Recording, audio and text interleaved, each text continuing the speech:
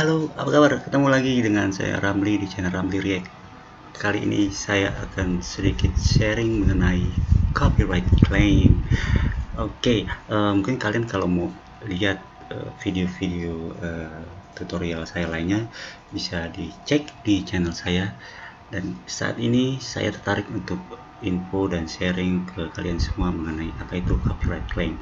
Ya, seperti namanya sendiri, copyright claim adalah eh, orang yang mengklaim karya mereka yang sudah dilindungi oleh hak cipta. Apa saja yang masuk kategori copyright claim? Tentunya yang seperti saya sebutkan di awal, sudah dilindungi hak cipta itu termasuk lagu, foto, apalagi video. Baik sedikit ataupun banyak dari copyright claim kita, dari karya-karya copyright yang kita gunakan di video kita, itu tetap kena copyright claim. Lalu ada pertanyaan, tapi saya pernah menggunakan karya orang lain, baik video, foto, tapi saya nggak kena copyright claim. Saya tetap bisa berjalan videonya atau mungkin bisa dimonetize. Apa penyebabnya? Oke, jadi copyright claim itu biasanya kan dilindungi oleh hak cipta dari perusahaan-perusahaan yang mendaftarkan ke YouTube atau mendaftarkan ke perusahaan yang menaungi hak cipta. Nah, perusahaan-perusahaan besar ini memang ada yang sedikit sedikit nggak terlalu strict ya. Jadi mereka membiarkan orang menggunakan karya mereka. Mungkin mereka pikir oke, nggak apa-apa, kita kasih mereka gunakan karya kita, sebagian kecil dari karya kita sebagai promosi, ajang promosi juga, mengenalkan karya cipta mereka. Ada juga perusahaan label yang atau perusahaan besar yang nggak suka karya mereka digunakan oleh video kita. Karena bisa dibayangkan sendiri, YouTube ini adalah bisnis yang sangat-sangat besar. Jadi bisa dibayangkan kalau misalnya ada cover song yang memakai musik dari lagu yang sudah dilindungi hak cipta, kita bisa bayangkan berapa banyak cover song dalam sehari orang upload lagu-lagu, misalnya lagu-lagu Bon Jovi, lagu-lagu Adele, lagu-lagu dari Christina Aguilera. Dalam sehari berapa banyak orang melakukan cover song dan upload ke video itu. Itu menggambarkan YouTube ada bisnis sangat besar dan berapa potensi uang yang tidak didapatkan oleh perusahaan besar musik label yang menaungi hak cipta mereka itu.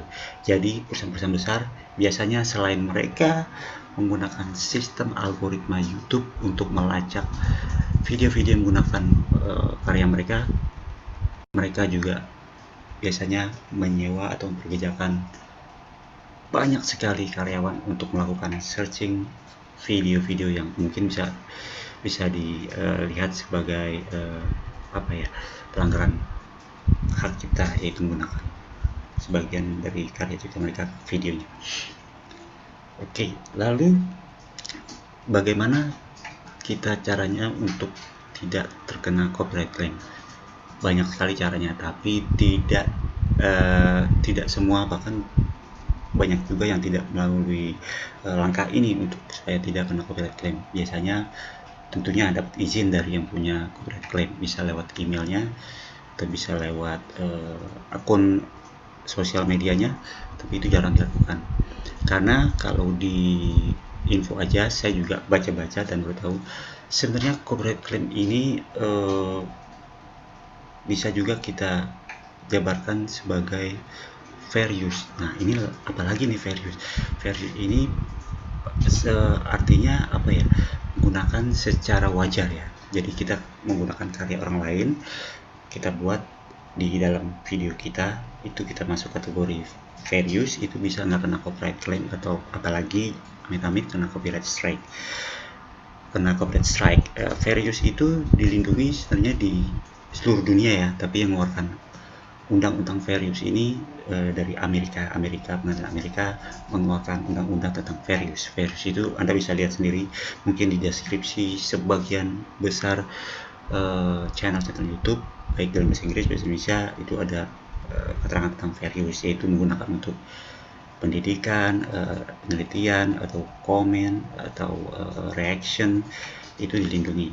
Tapi nggak selamanya kita gunakan karya cipta orang lain sebagai fair use lalu kita bisa monetisasi.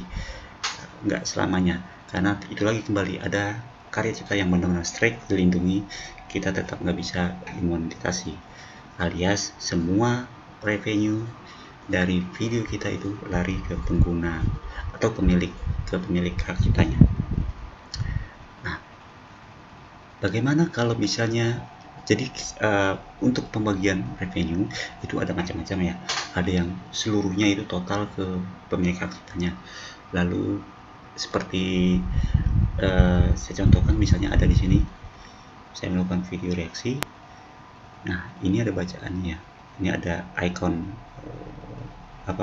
dolarnya, lalu ada on di monetize ya. Ini si pemilik hak ciptanya ini mereka mengizinkan karya mereka digunakan di video saya, dan sepenuhnya revenue lari ke channel saya. Itu biasanya mereka yang mengizinkan dan mereka nggak terlalu strict ya. Nah, kalau yang ini adalah sharing, sesuai ikonnya dolar tapi ada bacaannya sharing ya. Sharing itu si pemilik hak cipta mengizinkan, tapi mereka juga mengklaim kalau itu adalah karya saya, kamu sudah pakai karya saya di video kamu. Bagaimana kalau kita sharing, kita bagi dua revenue yang dihasilkan dari video kamu, dan itu mereka lumayan fair juga ya, jadi kayak bagi dua. Dan ini biasanya untuk monetisasi yang sharing itu berhubungan dengan cover song, jadi orang menyanyikan lagunya orang lain lalu diupload ke video mereka, itu biasanya mereka sharing. Jadi copyright claim-nya akan berbunyi seperti video Anda mengandung copyright claim, mengandung copyright milik kita, tetapi karena ini penampilan pihak ketiga yaitu orang yang menyanyikan lagu tersebut, Anda bisa memonetisasi video Anda, tapi dengan ketentuan sharing. Tapi sekali lagi saya coba ingat, nggak semua cover song itu bisa dimonetisasi. Banyak sekali contohnya band-band atau penyanyi ternama yang mereka menyanyikan lagu cover song, tapi cover songnya mereka itu official dan dilindungi oleh label musik ternama, dan itu benar-benar kena copyright claim, nggak bisa dimonetisasi sama sekali. Nah, ada lagi yang nambah lagi, lumayan strike, naik lagi tingkatannya. Ini lumayan strike. Mereka ketika menemukan karya mereka digunakan di video kita, mereka akan melakukan partial block. Saya ada contohnya ya, sesuai ikonnya. Jadi masing-masing kategori itu pasti memiliki icon tersendiri ya. Ini adalah partially block. Seperti dilihat ada bacaannya, this video contains copyrighted material. As a result, it has been blocked in some countries and or regions. Ya, jadi video saya ini mengandung materi atau karya cipta ya yang sudah dilindungi, dan sebagai hasilnya video saya ini diblok di beberapa negara dan wilayah. Nah, itu negaranya mana aja sih? Itu bisa kita lihat di sini, di blok negara-negara yang diblok. Tinggal diklik see details, nanti dijelaskan di situ negara yang nggak bisa melihat video kita. Dan biasanya itu negara-negara yang mereka punya basis viewer banyak ya, untuk melihat artis yang kita tampilkan. Yang lebih sering lagi dan paling sering adalah video kita di blok total. Kita nggak bisa tayangin video kita yang mengandung karya cipta mereka. Itu banyak sekali saya kejadian. Biasanya artis-artis yang sangat-sangat ternama ya, udah kelas dunia itu kayak mungkin kayak Justin Bieber, Taylor Swift. Saya beberapa kali melakukan video reaksi tentang mereka tapi di blok. Dan beberapa juga ada yang berhasil nggak di blok. Mereka pasti punya cara khusus, punya metode khusus gimana video mereka nggak di blok dan tetap tayang. Oke, saya mau sedikit kasih lihat aja ya seperti apa.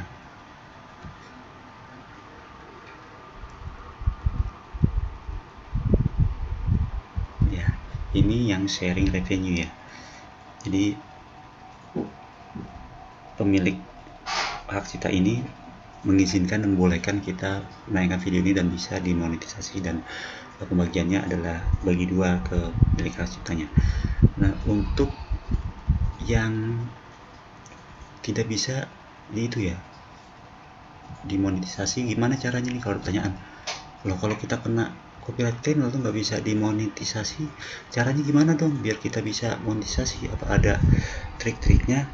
Sebenarnya YouTube sendiri menyediakan atau memberitahu langkah yang harus dilakukan supaya bisa dimonetisasi, tapi tergantung si pemilik channelnya atau si uploadernya mau gak melakukan ini. Contohnya ini ya, ini saya nggak bisa dimonetisasi walaupun viewnya sebenarnya lumayan ya, mungkin salah satu yang lumayan dari sekian banyak video saya yang sedikit viewnya.